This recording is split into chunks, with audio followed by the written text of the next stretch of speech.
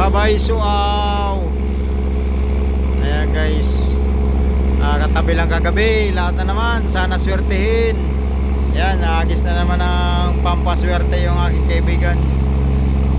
Dadasal siya, sana makarami kami ng huli-uli. Yan. Yan guys, ganda ng tulay oh. Ganda ng ilaw ng tulay. Yan, agis na niya yung pampaswerte. Ayan. Yan, daming swerte. Oh. Ayun. O ilang piraso yan. Yan din yung pating na huli namin. Yan. Oh, di ba? Dami. Oh, ganun dito lahat na barko, guys. Nag-agis ng pamaypayan pag palaot. Oh, di ba? Thanks for watching. Bye-bye. See you next week.